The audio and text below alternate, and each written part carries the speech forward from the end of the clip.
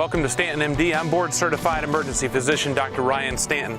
Today I'm here at the Kentucky Reptile Zoo in Slade, Kentucky. I'll save you the time of Googling where that is. It's in eastern Kentucky.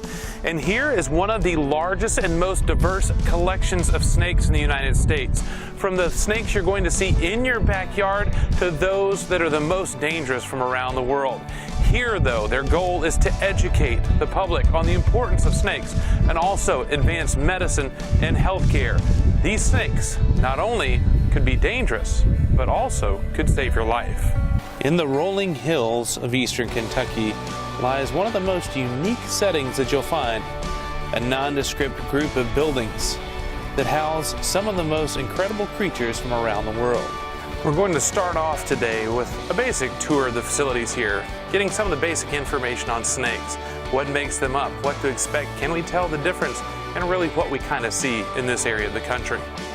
Throughout the Kentucky Reptile Zoo, there are snakes from around the world, but one of the most important things to understand is the snakes you will see or interact with in your own backyard. Well, hopefully not all in your backyard, but at least in the region around your home. Kristen Wiley is the director of the Kentucky Reptile Zoo, and she introduces us to some of the region's inhabitants. Of course, it depends somewhat on where you live, what type of snakes are going to be in your area, because snakes have habitat preferences and are going to live where it's appropriate for them to be. But in general, here in Kentucky and the southeast, things like rat snakes and water snakes are probably the most common decent-sized non-venomous snakes that you'll see.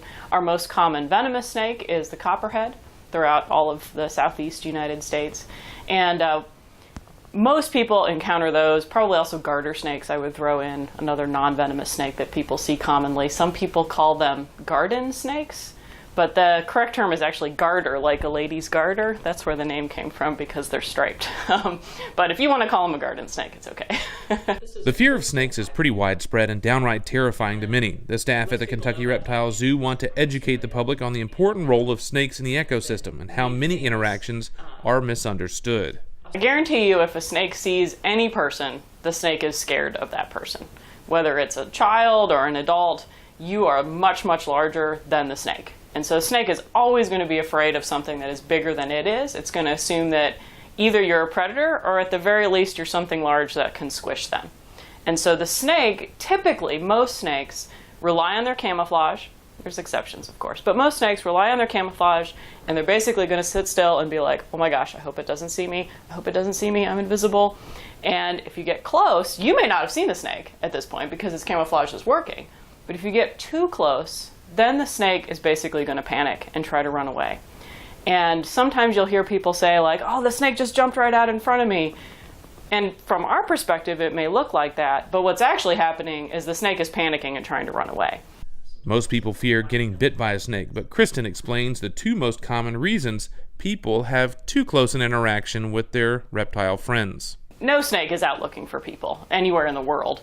Snakes all are shy, reclusive animals that just want to be left alone by pretty much everything. People get bitten by snakes for two reasons.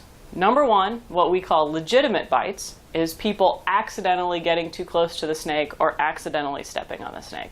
And that happens when people are hiking, especially if they're off trail and they happen to step on a snake. It happens sometimes if they're on a hillside or something and they may put their hand down and not realize the snake is there. And those are true accidents, and nobody intended for that interaction to occur. The person didn't mean to get that close to the snake, and the snake didn't mean to get that close to the person. Then there are what we call illegitimate bites, which are people who see the snake, realize it's there, and then decide to have an interaction with it anyway. Unfortunately, in the US, those are the majority of our bites. Most snake bites are non-venomous, but there's still some risk involved. Every death in Kentucky from a snake bite has been to a religious snake handler except for one, which was a suicide. So everyday folks who are out hiking in the gorge or wherever you like to enjoy your outdoor activities are not the people who have died from snake bite here in this state. And of course, the hallmark of religious snake handlers is they believe that they should not seek medical treatment. And so they have frequently either not sought it or delayed treatment, and that has contributed to the reasons why they've died from the snake bites here. But those are the only deaths in Kentucky. There's never been a death in Kentucky to somebody who was walking down the trail. I find that many people get bit by snakes and attempt to actually identify it, and often have a second bite due to further attempts to identify the snake that just bit them. It's also very important to know what snakes live in your region so you understand the risks and are better able to identify your reptile companion from a safe distance. What I tell people is if they want to know what a snake is when they see one, best thing they can do is get themselves a field guide. I think there's even an app now. And learn to identify the snakes using several characteristics. There is no one thing that is always going to let you know if a snake is venomous. I know people say look at the shape of the snake's head or to look at its eyes. If you can see its eyes that well, you're too close to the snake no matter what kind of snake it is. Some people say to look at the scales under their tail. Also a bad idea to be grabbing them by the tail if you don't know what kind of snake it is. So the main thing I can say is if you don't know what it is, you have no business being close to it anyway.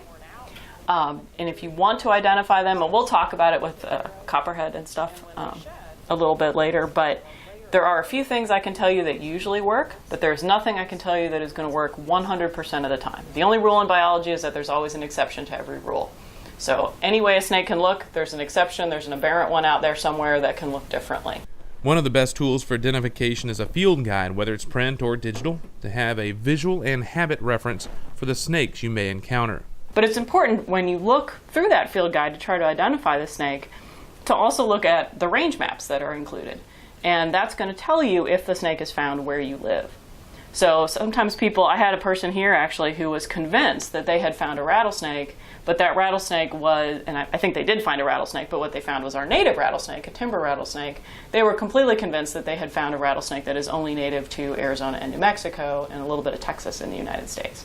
Because it doesn't look alike to me because I look at snakes every day, but I can understand why some people could get the two confused. So it's important to also know, obviously you know where you live, to know where the snakes live, and you can do that, again, by looking at the range maps. That's why they're there. Kristen gave us a closer look at some of the other local non-venomous snakes. This snake is a black king snake, and these guys are fairly common. Sometimes you'll hear people say that the black snakes are good to have around, and this snake is the reason why people say that. King snakes eat other snakes, and they eat rodents. So this snake is actually immune to the venom of copperheads and rattlesnakes, and they can eat those. They can actually swallow a snake that is longer than they are. These guys have this really shiny black skin. I don't know if you can see these little tiny line of speckles. There he goes.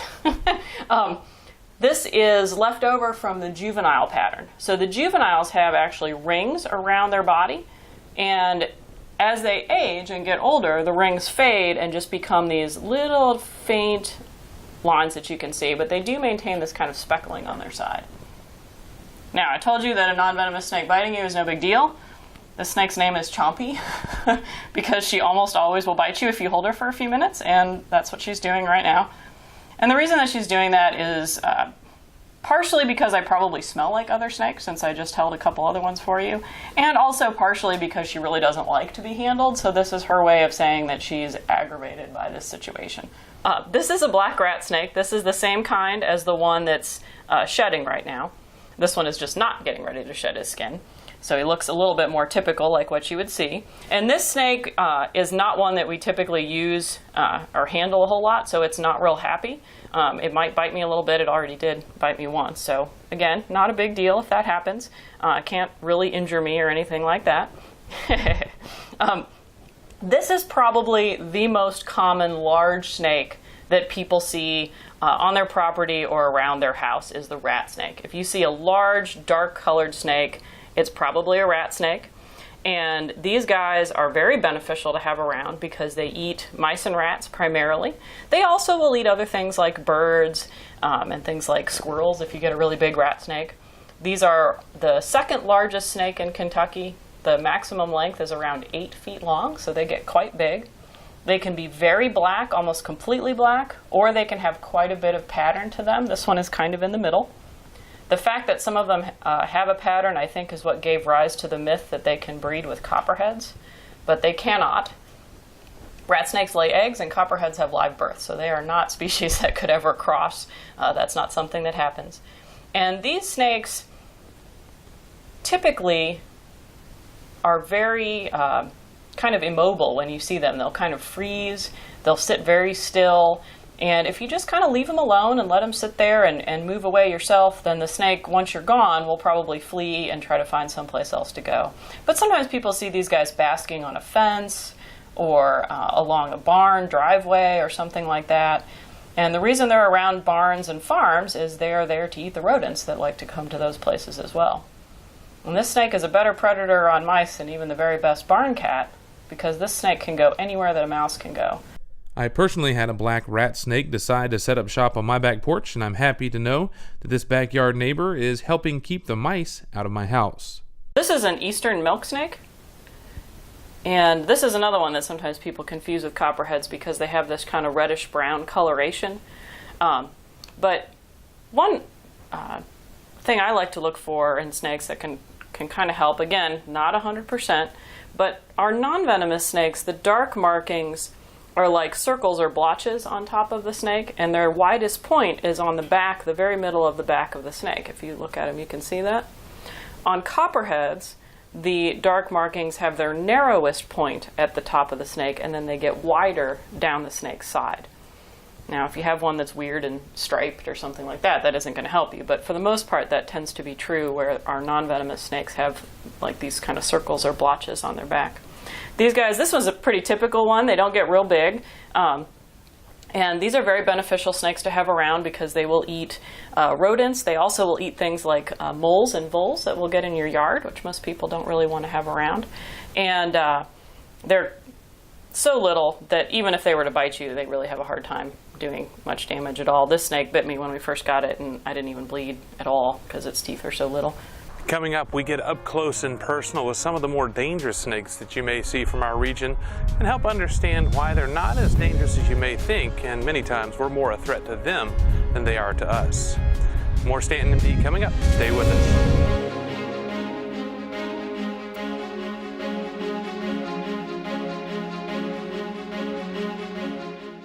Do you own or work for a business that advances health and safety of the public or its employees? Then you may be interested in becoming a sponsor of StantonMD. There are various opportunities for sponsorship, from the show to the website, social media, print, or a combination. For more information on becoming part of StantonMD, contact Jen at info@StantonMD.com. That's info@StantonMD.com. Now, back to the show.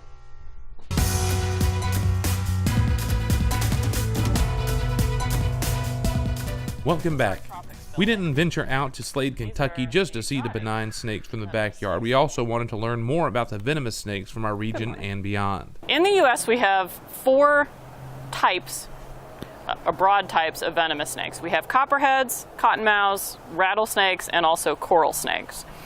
In Kentucky, throughout most of the state, we only have 2, which is the northern copperhead, by far the most common, and the timber rattlesnake, which is widespread but not anywhere near as common as the copperhead is. Over by the Jackson Purchase area, we have the western cottonmouth, and then in a small area right along the Tennessee border, kind of near Fort Campbell, we have a pygmy rattlesnake. And those are the only 4 venomous species in Kentucky.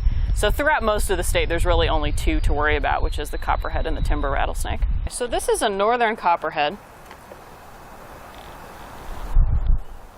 And this is the type of copperhead that we have here in Kentucky. This one's kind of an average colored one, but they can be a little bit more gray or a little bit more red or a darker brown than this one is. But this is kind of average. Now, if you compare this when I was talking about the milk snake, where the darker bands or markings are widest on the top of the snake, if you look at this guy, you can see that the darker bands, the snake just scared itself, the darker bands are narrowest on the top of the snake. As Kristen mentioned, the copperhead is by far the most common venomous snake in much of the southeast and is responsible for nearly all venomous bites that I've personally seen in the emergency department. We got up close and personal with the snake, which was a little fidgety on this spring day. Throughout most of Appalachia, you've basically got the same thing, the timber rattlesnake and the copperhead. As you go further south, there are a few more species. Copperheads change to be the southern copperhead when you get down into Georgia and like South Carolina, in the coastal Carolinas, and then Georgia, Florida, Louisiana. Copperheads get their name because of the lighter orangish color on their head. This one actually does have kind of a coppery looking head, but not all copperheads do. I probably wouldn't have named them that if it were me naming the snake, but that's where the name comes from. We also got some time with the timber rattlesnake, which is also relatively common and seemed to really be interested in the camera. So this is a timber rattlesnake, which is our native rattlesnake here in Kentucky, and also folks watching in Tennessee. You gonna be calm for me?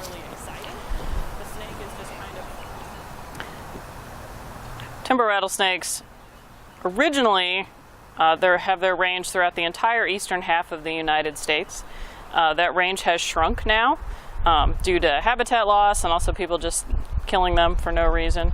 But this is really an iconic animal. This is the snake that Ben Franklin thought should be our national symbol instead of the bald eagle.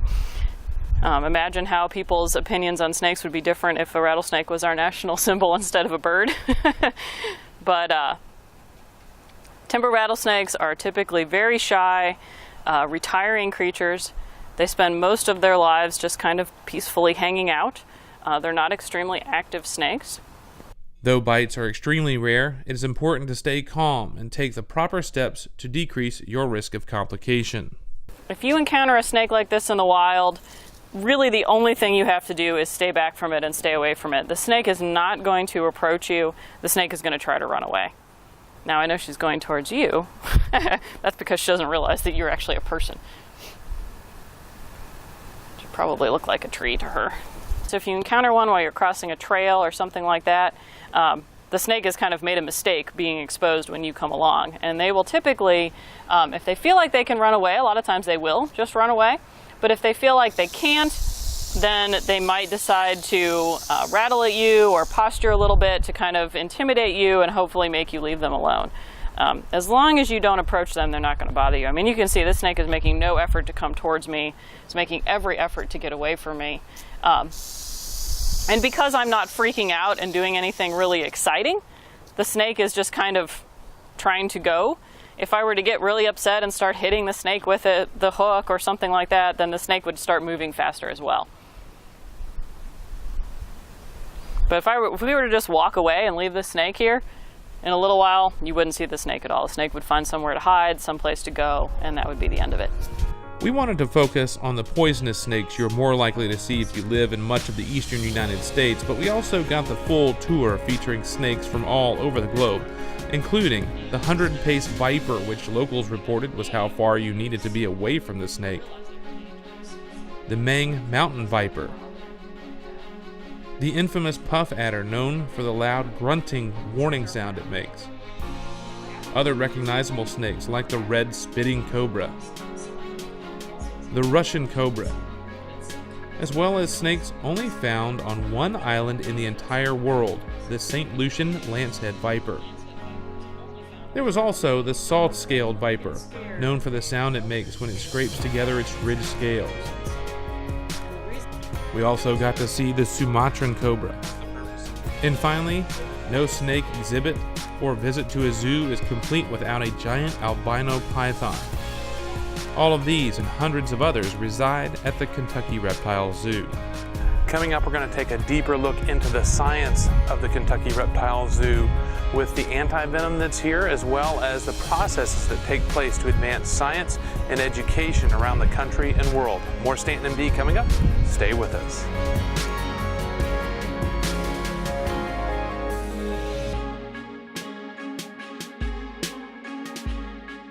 As a board-certified emergency physician, Dr. Stanton is a proud member of the American College of Emergency Physicians, also known as ACEP. ACEP provides physician and evidence-based patient resources at its consumer website, emergencycare4u.org. That site has stories, fact sheets, and advice on a wide range of emergency topics. From visiting the ER to mom tips, you can find them on emergencycare4u.org. Now, back to the show.